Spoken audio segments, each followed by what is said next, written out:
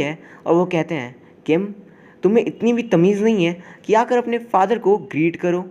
वो उठ खड़े होते हैं और किम को बहुत मारते हैं। उसकी मॉम उसे बचाने जाती है, बट डैड उन्हें भी बहुत मारते हैं और उन्हें गिरा देते हैं। फिर डैड कहते हैं, रूम के अंदर चलो, तुम्हें आज ढंग की मार देनी ही होगी जिससे तुम्हारी अकड़ ठिकाने आ जाए। पर रूम के अंदर जाकर मौके का फ़ायदा उठाकर किम अपने डैड के ऊपर चढ़ जाता है और उन्हें पिलो से सफोकेट करके मार देता है। उसके बाद वो अपने फादर को एक बैम्बू ग्रोव में ले जाता है और उन्हें वहाँ दफना देता है।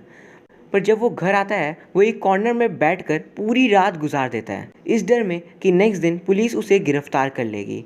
बट ना ही कल, ना ही परसों और ना ही कभी और पुलिस आती है उसे गिरफ्तार करने, और चारों तरफ पहले के मुताबिक काफ़ी ज़्यादा शांति हो जाती है। फिर किम को रियलाइज़ होता है मर्डर्स ज़रूरी होते हैं क्योंकि कुछ लोग डिज़र्व करते हैं मरना।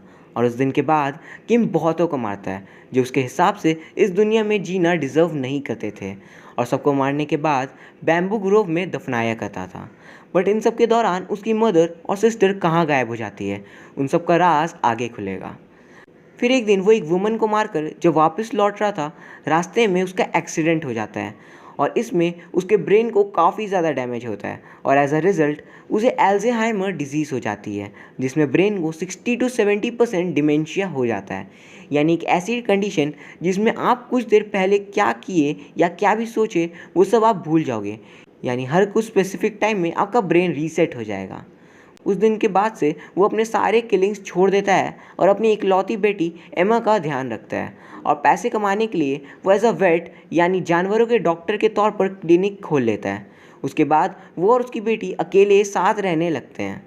पर किम की वाइफ कहाँ है या फिर उनके साथ क्या हुआ, इन सब का भी खुलासा आगे होगा। जैसे जैसे समय बीतता जाता है उसकी याददाश्त और कमज़ोर होती जाती है और समय के साथ वो अपनी बहुत सारी पुरानी मेमोरीज भूल जाता है। अब दिखाते हैं किम जवान से बूढ़ा हो गया था और अपने क्लिनिक से लौटते वक्त हमेशा अपने घर का रास्ता भूल जाया करता था और हर रोज़ पुलिस स्टेशन में जाकर बैठ जाता था, और इसी कारण पुलिस स्टेशन के चीफ से उसकी अच्छी दोस्ती हो जाती है। फिर उसकी बेटी एमा आकर उसे घर लेकर जाती थी। एमा के ज़ोर ज़बरदस्ती करने पर किम एक रिकॉर्डर का यूज़ करने लगता है जिसमें वो रिकॉर्ड कर लेता था कि उसे क्या याद रखना है। वो सब कुछ एक मेमोइर के तौर पर टाइप कर लेता था और लैपटॉप पे सेव रखता था। मेमोइर को आप एज अ जर्नल या अकाउंट समझ सकते हो। किम एक पोएटिक क्लास भी जाया करता था जहाँ के टीचर से वो बहुत चिढ़ता था क्योंकि वो सिर्फ बकवास करते थे।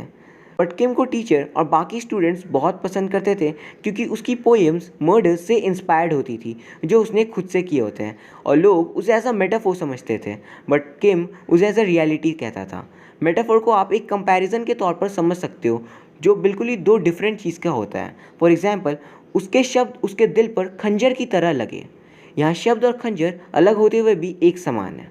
फिर दिखाते हैं वहाँ पे एक जीन नाम की लेडी है जिसे किम पे क्रश डेवलप हो जाता है और वो उसके पीछे भागती है हर वक्त, बट किम किसी तरह उससे पीछा छुड़ाकर घर आ जाता है।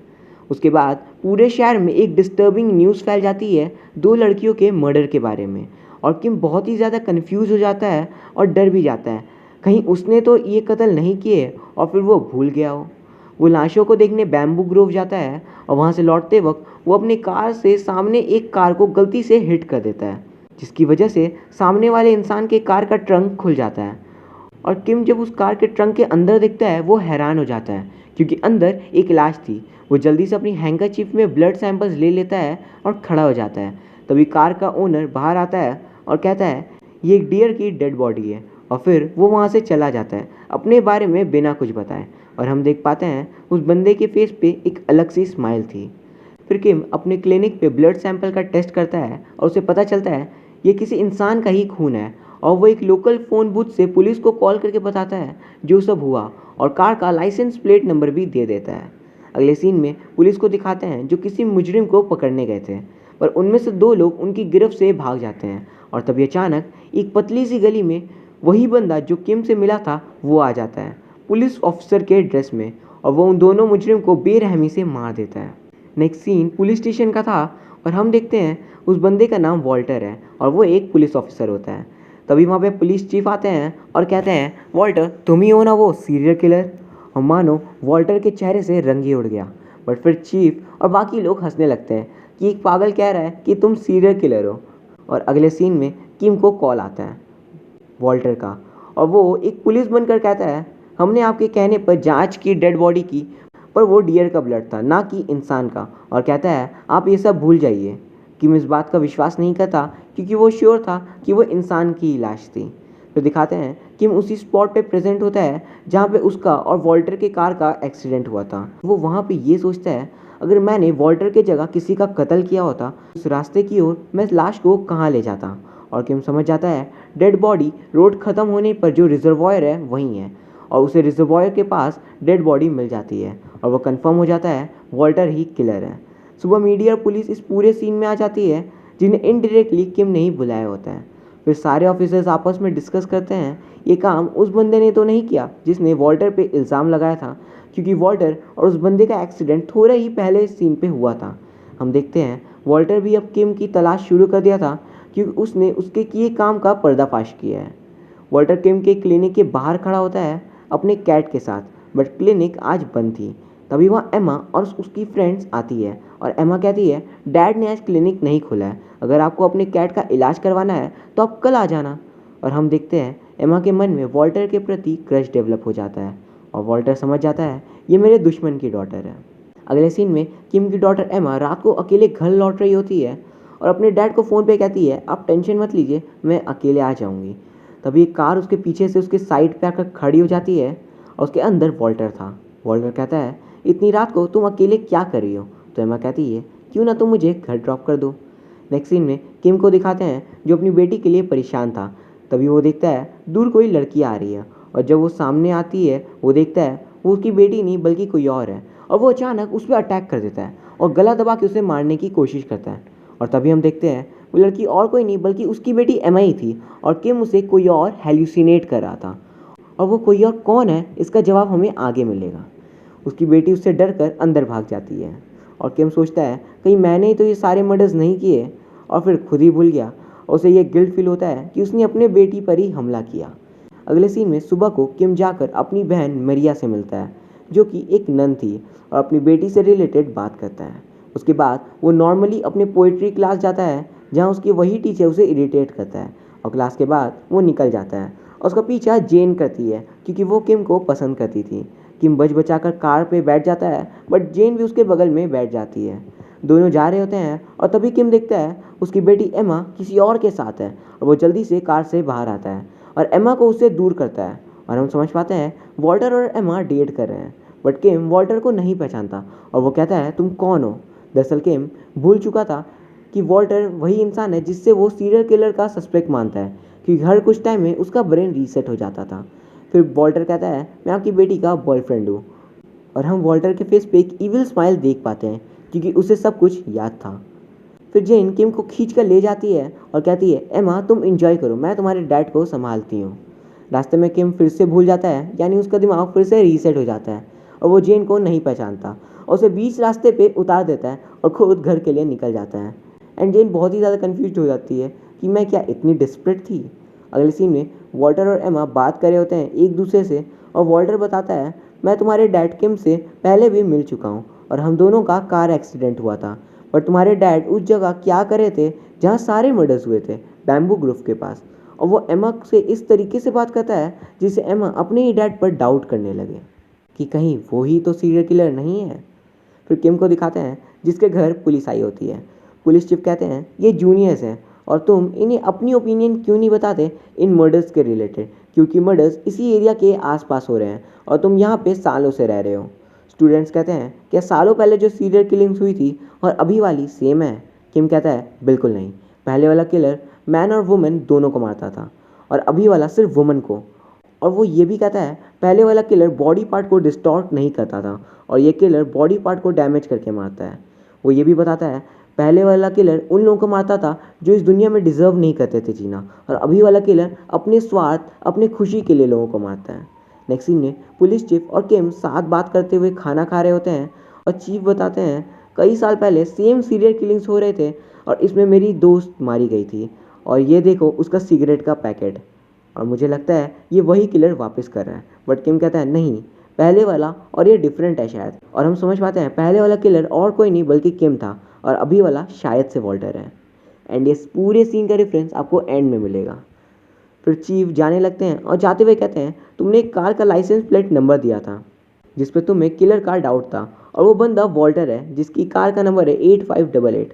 बट किम कहता है कौन वॉल्टर और क्या 8? तो चीफ कहते हैं भूल जाओ, ओ सॉरी तुम ऑलरेडी भूल चुके हो। वैसे भी वॉल्टर एक पुलिस ऑफिसर है, वो कभी किलिंग्स नहीं कर सकता। और वो वहाँ से चले जाते हैं। बट तभी किम को कुछ चमकता है। वॉल्टर, वॉल्टर, वॉल्टर, ये नाम मैंने कहीं सुना है, कौन है वो? और तभी वो अपनी रिकॉर्डिंग सुनता है जो उसने याद रखने के लिए किया था। वो सारे चीज़ों को रिकॉल करता है, उसका वॉल्टर के साथ हुआ कार एक्सीडेंट, देन उसने एक लाश देखा और पुलिस को बताया। बट पुलिस ने ठीक से इन्वेस्टिगेशन नहीं किया। फिर वॉल्टर उसकी बेटी का अचानक से बॉयफ्रेंड बन गया और वो समझ जाता है वॉल्टर किम से रिवेंज ले रहा है और वही सीरियल किलर है। वो अपनी बेटी को तुरंत कॉल करता है कि उसकी जान खतरे में थी और एमा कहती है मैं मूवी देख रही हूँ, बाद में कॉल करती हूँ, और कॉल कट कर देती है। किम थिएटर पहुँचता है जहाँ पे वो अपनी बेटी को ढूंढ रहा होता है जो उसके ठीक सामने वॉल्टर के साथ पॉपकॉर्न खाते हुए मूवी देख रही होती है। और तभी अचानक किम की आंखें फड़कती है और वो सब कुछ भूल जाता है, यानी उसका दिमाग फिर से रीसेट हो जाता है और वो एक अनजान औरत के पास बैठकर हंसते हुए फिल्म देखने लगता है। अगले सीन में फिल्म ख़त्म हो जाती है और सारे लोग चले जाते हैं और उसे याद आता है मैं तो यहाँ एमा को ढूंढने आया था, और उसे बचाने के लिए अपने घर पहुँचता है जहाँ उसकी बेटी ऑलरेडी थी। एमा कहती है डैड आप कहाँ थे? किम कहता है चुप रहो, ये बताओ तुम दोनों कब से डेट कर रहे हो और कब मिले? एमा कहती है अचानक एक दिन उसने मुझे लिफ्ट दिया था। और किम श्योर हो जाता है कि वॉल्टर मुझसे रिवेंज लेना चाहता है। पर तभी वो नोटिस करता है एमा के नेक पे घाव है और कहता है ये कैसे हुआ, उस वॉल्टर ने किया? एमा कहती है बस करिए डैड, ये सब आपने उस दिन हेलुसिनेशन में किया था। फिर किम को दिखाते हैं जो एक रूम में अकेले बैठ जाता है और अपने लैपटॉप में सब कुछ लिखता है एज ए मेमोयर और जर्नल, जिससे इन फ्यूचर अगर वो कभी भी ये सब भूल गया तो इसे पढ़ के उसे सब याद आ जाएगा। At least he was smarter than Ghajini not to write on its own body. खैर अगले सीन में दिखाते हैं एमा जहाँ काम कर रही थी वहाँ वॉल्टर उसे मिलने आता है। बट तभी वहाँ किम आकर उन दोनों को अलग कर देता है। अपनी डॉटर से कहता है सिर्फ एक वीक मुझे दो, उसके बाद तुम शादी कर लेना, मैं मना भी नहीं करूँगा। और फिर वो वॉल्टर से कहता है मेरे सामने एक्टिंग मत करो, मैं जानता हूँ तुम ही सीरियल किलर हो। वॉल्टर कहता है बिल्कुल आपकी तरह। किम कहता है क्या चाहते हो तुम? वॉल्टर कहता है तुम अपने आप को सरेंडर कर दो। किम कहता है मुझे तो डिमेंशिया है, मुझे कुछ भी याद नहीं। और उसे वार्न करता है मेरी डॉटर से दूर रहो। फिर दिखाते हैं किम कुछ बड़ा प्लान करता है कैसे वो वॉल्टर को मार के अपनी बेटी को बचाए। इसलिए वो उसके घर के पास कार लेकर जाता है कि जैसे ही वॉल्टर सो जाए वो उसे मार देगा। पर तभी बार बार किम का माइंड रीसेट होने वाला था, बट वो किसी तरह खुद को कंट्रोल करता है। बट अचानक वो बेहोश हो जाता है और हम देखते हैं वो वॉल्टर ये सब दूर से देख रहा होता है एज इफ ही नोज किम उसका वेट कर रहा था। अगले सीन में किम वॉल्टर और अपनी बेटी एमा के सामने उठता है और अपनी बेटी की शादी वॉल्टर से फिक्स करवा देता है। उसकी बेटी वाइन लाने जाती है और किम को वॉल्टर की बातों से याद आता है ये तो सीरियल किलर है और वो उसे मारने जा रहा होता है।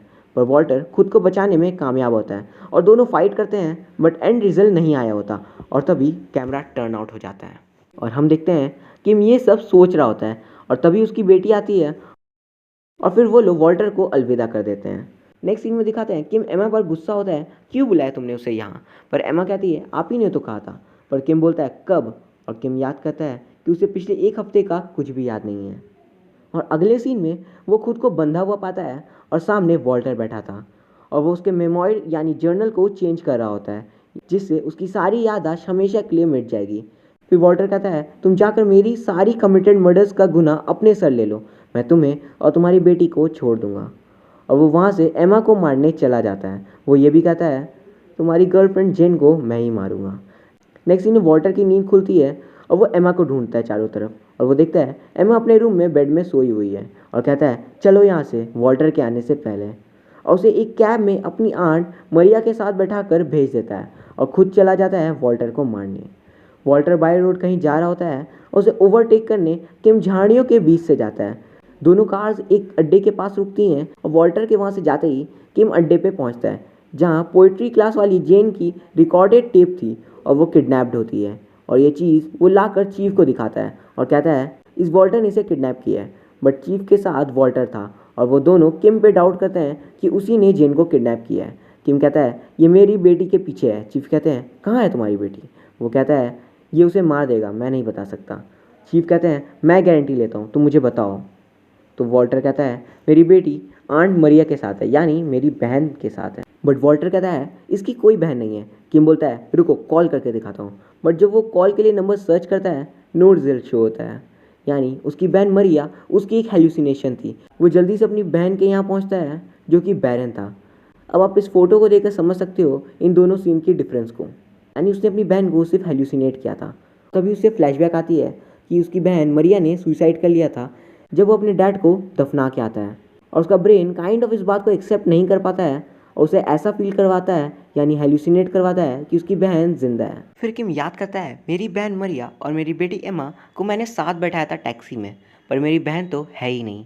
और तभी हम देखते हैं किम ने अपनी बेटी एमा को वॉल्टर के साथ भेज दिया होता है, ये सोचकर कि वो उससे दूर भेज रही है। वॉल्टर उसे कहता है कि तुम्हारे डैड पागल हो चुके हैं, थोड़े दिन बाद हम उनसे वापस मिल जाएंगे, अभी तुम मेरे साथ चलो। उसके बाद किम को याद आता है आखिरी कत्ल उसने अपनी खुद की वाइफ का किया था जो उसे चीट कर रही थी, और एमा उसकी बायोलॉजिकल डॉटर नहीं बल्कि उसकी वाइफ का जिसके साथ अफेयर चल रहा था उसकी डॉटर है। एंड एक सीन आपको याद होगा जहाँ पे वो अपनी डॉटर एमा पे अटैक करता है ये सोचकर कि वो कोई और है। दरअसल वो उस वक्त अपनी वाइफ को हेल्यूसिनेट कर रहा होता है एंड इसलिए वो उस पर गुस्से से अटैक करता है। ये सब सोच किम पागल सा हो जाता है एंड एज अ व्यूअर हम लोग भी। अगले सीन में पुलिस को किम के पुराने सारे विक्टिम्स और जेन की लाश भी मिल जाती है और शक किम पे जाता है एंड ये लोकेशन बैम्बू ग्रूव का है जिसका रेफरेंस आपको आगे समझ आएगा।